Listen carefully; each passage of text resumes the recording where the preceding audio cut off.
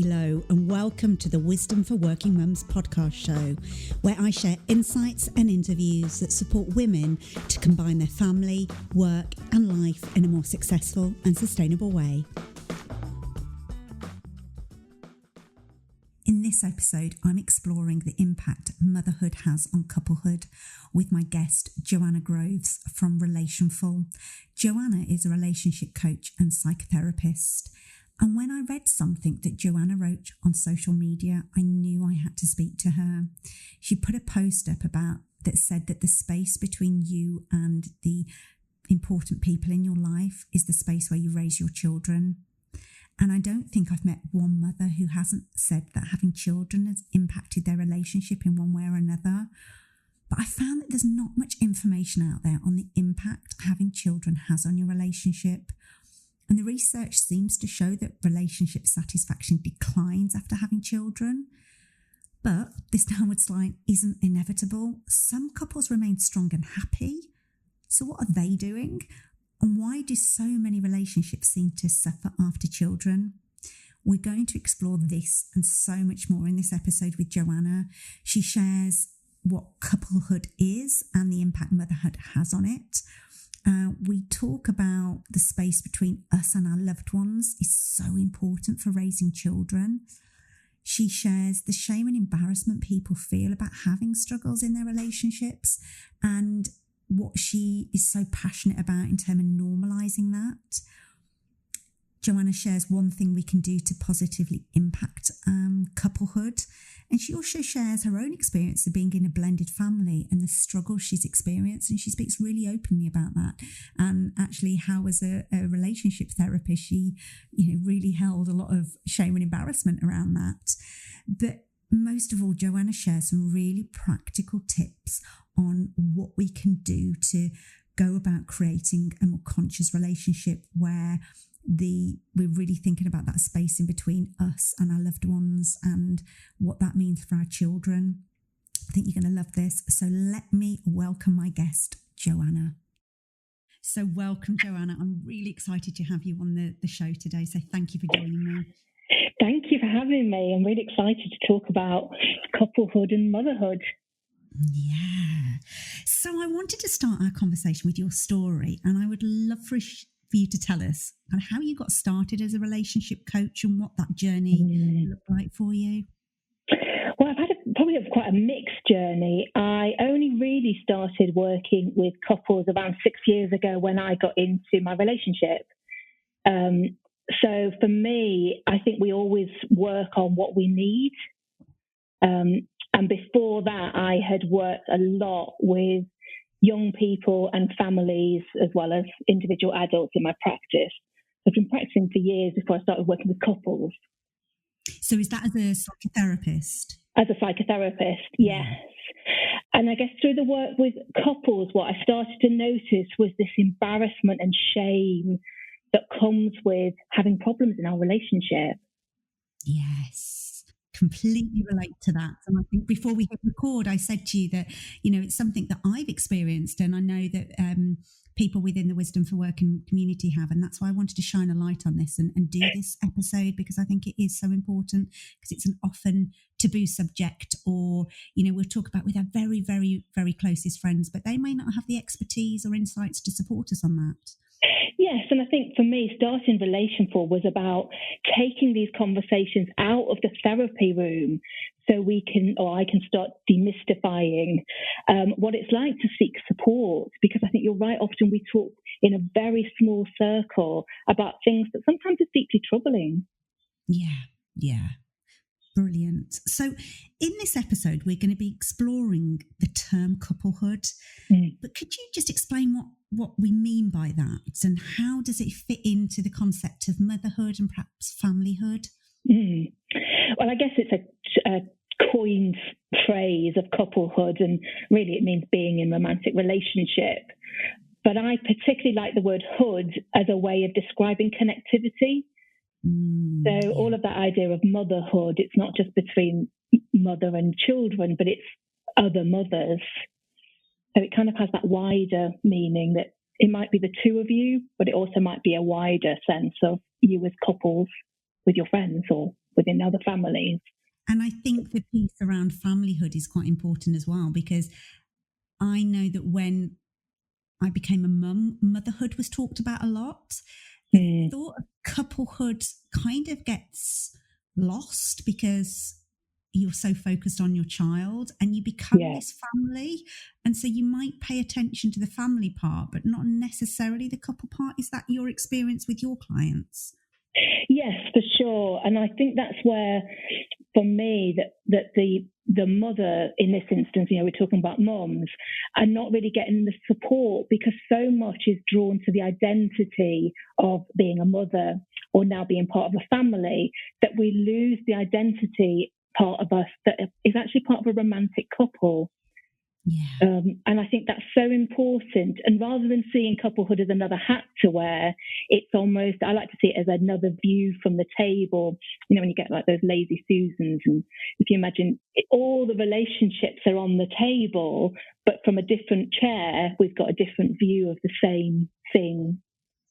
Oh, I love that metaphor because I think, that's so important. And I know in my own experience, when I became a mum, I kind of lost sight of the couplehood piece. And I know I'm not alone in that experience. And it goes some way down the line before you go, oh gosh, we've kind of lost the focus and that viewpoint. So I think it's great that you're kind of raising this awareness. But I know that we'd also talked about, there might be people listening to this that aren't actually in a romantic relationship at the moment. They might be solo parenting or co-parenting. Yeah. Could you kind of give an insight into that and what that might mean in the context of today's conversation? I think really what I'm bringing over is this idea that we recognize how we're showing up in the different types of relationship we have. So, I'm talking about couplehood, but whether you're parenting solo or a step parent or blended parenting, blended families, we're still playing roles. And I guess for me, how I work with people is to help them get clear on what role they're playing at a particular time. So it may not be a romantic partner, but we still show up in our families or with our friendship groups. So maybe play that in mind, hold that in mind, that this may apply to you in different relationships. And I think how we came to do this episode was that I saw you share on your Instagram account, which is amazing, by the way. I love the stuff you share on there. Thank you. That there was this, and I can't remember the exact quote that you shared, but your take on it was that the space between you and the other people you're in relationship with is the space in which you raise your children. And it kind of hit me in the heart. And I was like, oh gosh, I know that to be true. And actually, I'm putting focus on the space between me and my children and that relationship being so important, but I'm not taking that different view of, how am I in relationship with other people and what impact is that having? Yeah, I think that space between, so that's a phrase used by Harville Hendricks and Helen LaKelly Hunt, who their sort of theory is imago relationship therapy, and they're all about the space in between, the space between. So I think what we tend to do is almost like merge. We merge into motherhood or we merge into couplehood when we're first in those relationships or friendships. And this is about seeing ourselves as separate and being able to sort of really notice what we're paying into the space between you and another person. And in couplehood, I think that is really challenged when children arrive because the child takes up so much of that space and energy. So it makes sense that couples then, I guess, lose that flow that they've been so used to before children arrived. Yeah, when you say it like that, it makes absolute sense and you kind of experience it, but don't necessarily have the words to put around it. So I think that really resonates for me. Yeah. And I suppose that brings me to this term that I've heard you use before, which is about creating a conscious relationship. So could you kind of share a bit more about what you mean by that? Well, I guess a conscious relationship is just one of those therapy words, I think, which is about becoming aware of. So becoming more aware of our relationships. So we're talking about couplehood. So becoming more aware of what we pay into that space between. And it's a process, it's not event. I mean, none of us are that evolved that we're all walking around totally aware all of the time. So conscious relationship is more about a commitment to keep paying in and keeping the focus on. And that's what I love about you and your work, Joanna, because I've seen you kind of go, I've had a day today where I've not been particularly conscious in my relationship. And it's just showing that we're all human, that even when you know all this stuff, how we can still get caught up in that, as you say, that space between. Oh, honestly, it's so massive. Lots of both me and my partner are couples therapists. And I say this constantly to people. When we're stuck, we go to therapy. Because we're human, I'm a human being, and this is what happens. And going back to my, why I started Relational in the first place was to strip away this mystery that somehow people have it all together. Yeah. And I think, well, we don't. That's not my experience. And that's not my lived experience with people. I do sometimes say maybe I've got a bit of a warped sense of the world being a psychotherapist, but I don't think so. Even in my friendship groups, we're talking about the challenges and difficulties of being in relationship, whether it's with our partners or our children or our family. Yeah. So becoming more conscious is really about heightening our awareness to that. And I hear so much from both my friends in my own kind of life, but also within the Wisdom for Working Mums community, that people that have these really strong relationships and marriages before children come along, and then they kind of get blindsided and find themselves a few years down the line going, oh, what's happened? Cracks have started to appear, or we've neglected the relationship, or whatever it might be. So why do you think it's so important for us to explore this concept of couplehood in the context of motherhood? Well, I guess we are, as parents, responsible for our children's development. I mean, yes, it's a social and psychological development, so it's not just these two people or this family, but we're having a huge impact on these little people from day one. So I think where we can be more conscious about the impact we're having, the more I guess for children, they are picking up on our unspoken, our body language, our nuances of how we're speaking, all from a place of intuition. They're not able to process it and make sense of it. And most of what children are perceiving is from a non-verbal perspective. So for us to have a more conscious awareness of how the dynamics of the relationship are playing out in the family space, the children are picking up on that. I guess that's that phrase that I use of, this is the air that we breathe as a family. Yeah. I just love it so much because it's not a place, as you said, it's not about having a go at ourselves.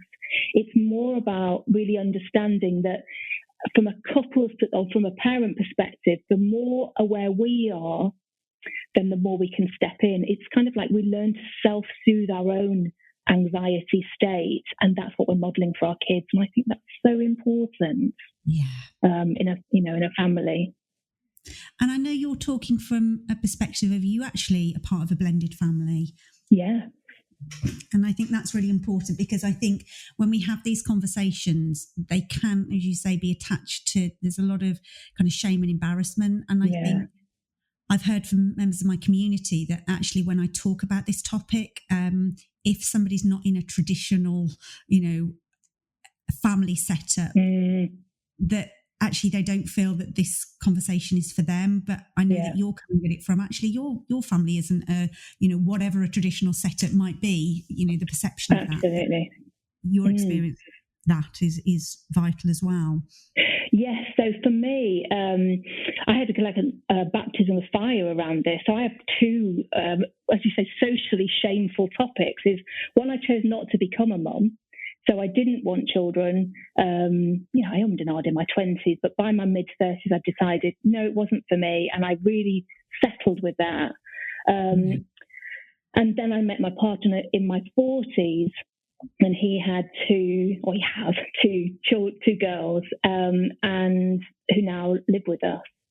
So for me, I've had to go from well, I don't want children, to, well, I've got 2 teenagers living in the house. That was a massive shift. And also, it fried my brain. And I guess people would be saying, oh, it's lovely, you'll get on eventually. And the bit that I wasn't able to really voice openly because of the embarrassment and the shame was, I'm struggling with this because it says something about my identity that had already become quite fixed and how I viewed myself in the world. So that change was huge. Yeah. And I think I really appreciate you voicing that with such honesty, because I think a lot of therapists can leave themselves off the table in these discussions. So we don't get to see that their human experience and that I imagine, because I go through this myself as a coach, that I shouldn't be experiencing any difficulties because I'm a coach. I'm imagining that's more so as a therapist, and particularly if you're a relationship therapist, that you're struggling with that and the weight that carries. Absolutely. And I guess we're 6 years down the line now, so it's in a different space. But often people would say, well, you'll be able to figure that out because you work with young people. And I was thinking, yeah, but I don't work with these 2 young people. It's in my own home with them 24/7. Yeah. Absolutely. So I would be working with young people in my practice who would say, God, their partners, their parents' new girlfriend or boyfriend was so annoying, and I think, oh my gosh, I'm failing. So actually, I think my job hindered me in the early days. But I guess we're six years down the line, and those relationships have developed. But I'm not a natural. I still wouldn't call myself a step parent. I hold a different role, and the couple, we've had to find out and discover what that is. And at times it hasn't been straightforward.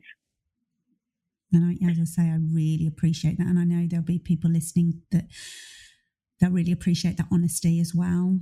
So when we talk about kind of awareness and becoming more conscious, what advice would you have for somebody listening about how they can kind of take that viewpoint, as you say, the view at the table on couplehood, if they're finding themselves perhaps they've been deep in motherhood for however long, and they're realising that, actually, I may not have paid attention, or I may find myself in couplehood in a place that is less than ideal, less than positive where I want to be. What could they do? I think, first of all, it's a massive dollop of kindness around this. It's not about, it's a process. It's what I say a lot. This is not going to happen overnight. But I think the first thing is around hearing that word as conscious of becoming more aware. And becoming more aware naturally soothes our anxious state internally. So we feel more grounded, and that can almost give us a sense of more capacity to deal with. Yeah. So I think the first bit is becoming more aware. And sometimes I invite my clients, becoming more aware might be 5 minutes in the morning and 5 minutes at night of paying attention to how you feel, what's going on in your head or your body. And literally just noticing what wound you up today, or how are you feeling as you move into getting ready for bed. And you can write that down. Some people are dead into journaling, but making a note of it, whether that's actually somebody recently has been getting me to video it and then watching it back, which has been dead interesting, because I'm saying it freely and then watching it back.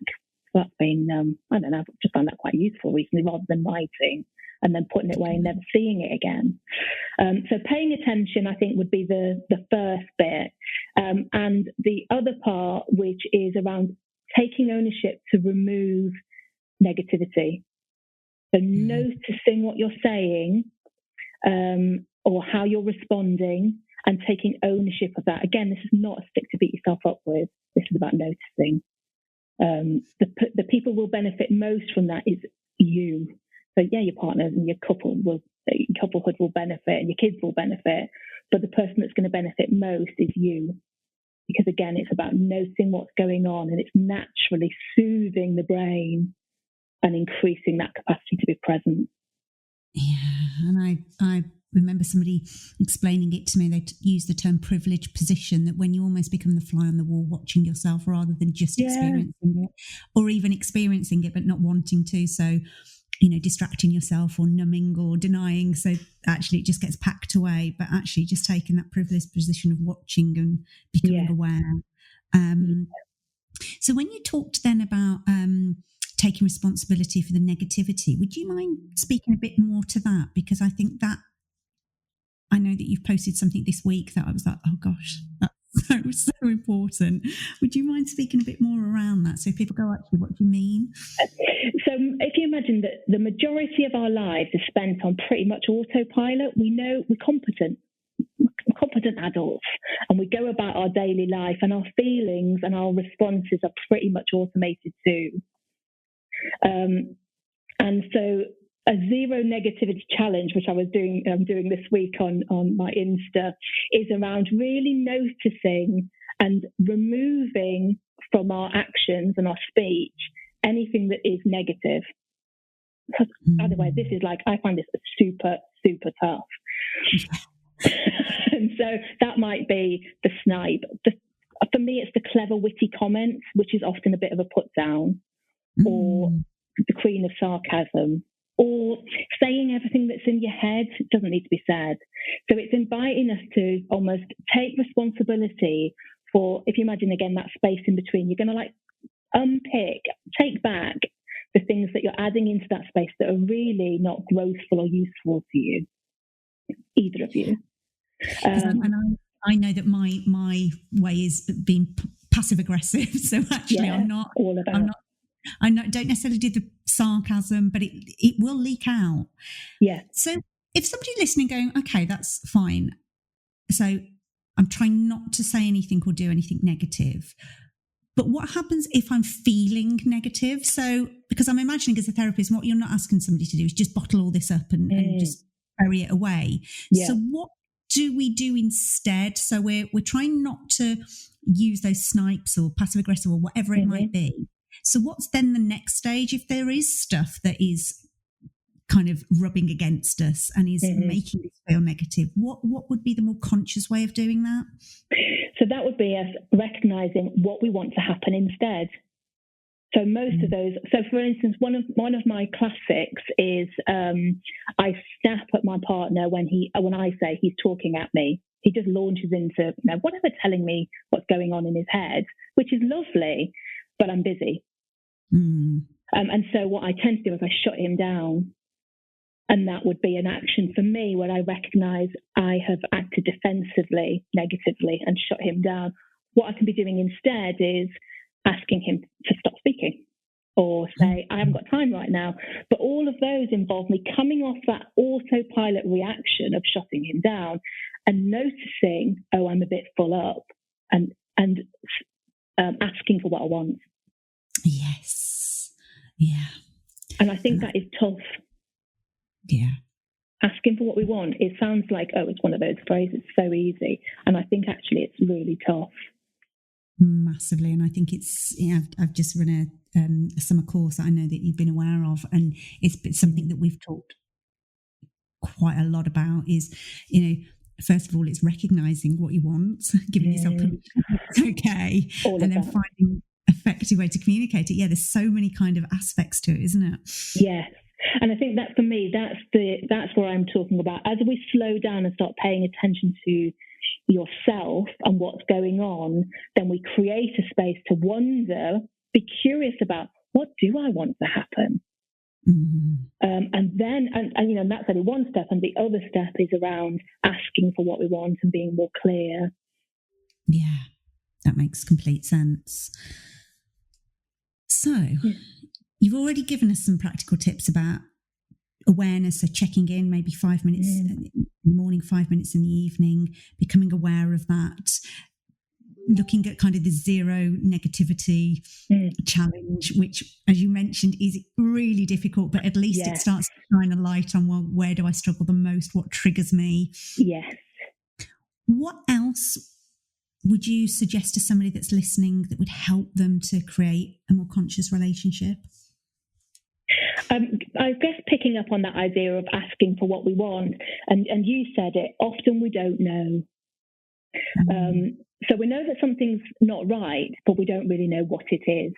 So when I start working with a couple or anybody actually on their relationship, the first thing I get them to do is create a relationship vision. And I think this, I get people to do this with motherhood too. So what is your ideal relationship? And you have to think about it from your own perspective. Yeah. And really tapping into, in my ideal relationship, this is what it would look like. It's like creating your utopia and blueprint of something. I'm not saying you're going to get it, but it does help us tap into really what we want. And I think as women, sometimes we're not thinking all these different roles that we're talking about, that the you can get lost, your sense of identity. Absolutely. And another thing, I mean, I can't highlight this enough, that people need to get on your Instagram account, Joanna, because one of the things that I've loved that you've been putting out is you've been really busting the myth of this kind of romanticized view of a relationship that somehow movies or books have trapped us into. Yeah. So would you mind just speaking a little bit to that and how that might impact on what somebody might put in their vision? Yes, so I guess in romantic relationship is all about bonding and we-ness and the hopes and dreams that we will have in the you in your couplehood will have in the future.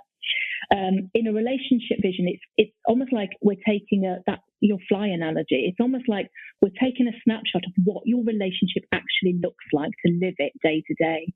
And you're writing down things that you want in that. So one of my partners is, when we walk, we hold hands. It's dead simple, but he's not the biggest talker in the world. So it's a great way of connecting. And I might have, I'm trying to think of something off the top of my head that I've asked for. I guess that my important things that we check in with one another daily, because I am a talker. And I need to offload, and I am interested in what's going on for him.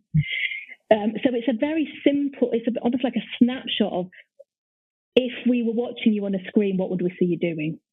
Yeah. Yeah. And therefore making it really known.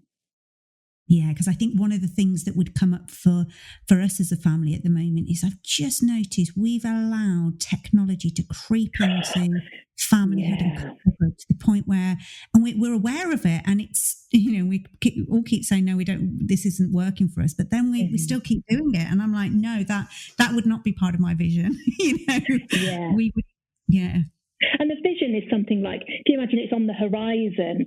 We're not going to be doing all of the things all of the time, because that just goes into beating ourselves up again. It's something, it's creating a vision that can sit on the horizon that we can keep moving towards. And if we get a bit lost, because that's what happens, I mean, we're in a pandemic now, so we're definitely lost, then it gives us also something to return to say, oh, how are we doing? And actually celebrate that this is the vision that you wanted and you are living it. It's not perfect. We're not doing all of the things all of the time, but we're pretty much on track moving towards the relationship or the familyhood that we want. Yeah. And I really love that, because it's about you're bringing it down to what are the practical things that we're doing, rather than holding this ideal of, we're in that. And I know you talk about the difference between the romantic stage and the power struggle stage, and we can often hold ourselves to this ideal that it should be as in those first few weeks and months when we met, and that's how it should be to be a good relationship. Well, I guess that romantic phase is a part of our bonding, and once we have bonded, we no longer need it. So in terms of a whole stage of relationship, that was only meant to last 6 months, 2 years. Then we have to work out how we're going to live together. So in a romantic phase, vision might be we're best friends. But in the practicality is, well, yes, we're best friends, but you annoy me. So how are we going to figure those conversations out when we both want different things? You're still my best friend, but now we have to figure out that actually we also want different things at different times. We have to figure that stuff out. And I think where couples long to get back to a romantic, or we have, as you said, that social idea of this romantic vision. It's not really our lived experience, and I'm more about the lived experience. Yeah, and that's what really comes across, and why your work resonates with me so much, Joanna, is that you're really you're just real about it. You're practical, you're pragmatic, you give hope and, real positive strategies, but it's grounded in, the real world. And I love that. Brilliant. Thank you. So if there was just one thing that you hope a working mum who's listening to this podcast takes away, what would you want that to be? Oh my gosh, it's like, that's too hard a question. I know. No, the talker in me is like, well, just one. I can pick just one. I think that it would be something like caring for your children and your family means taking a more compassionate approach to your well-being. We've got to remove this embarrassment. I think as a culture, so it's like I'm calling on all women listening to this, let's remove the embarrassment and shame around looking out for ourselves so that you can get clear on your role.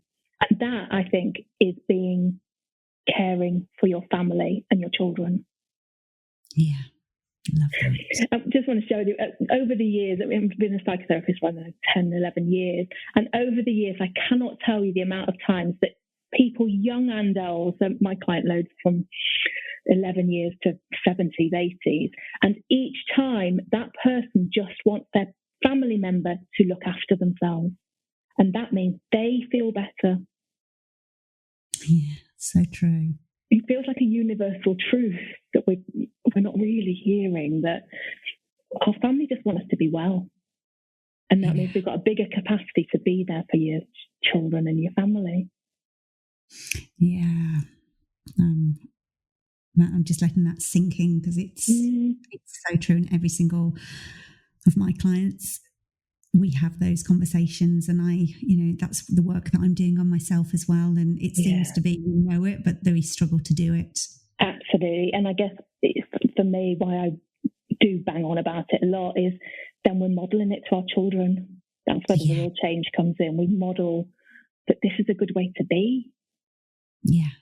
And it's interesting because it's just brought to my mind, there's I've got some friends who their relationship is one that I think most people look at and really respect and admire and probably aspire to. Right. And I remember a few years ago, before I had children, they'd got a child at that point. They've got two now, but they had a child. And I remember them saying that their marriage was more important than their child. And I remember thinking at the time, that's a bit weird, because it was almost this socially unacceptable thing to say. Yeah. But what they were actually saying now, I realise, is, well, this is the container that we're raising our family in. So if we don't pay attention to that, actually impacts our child.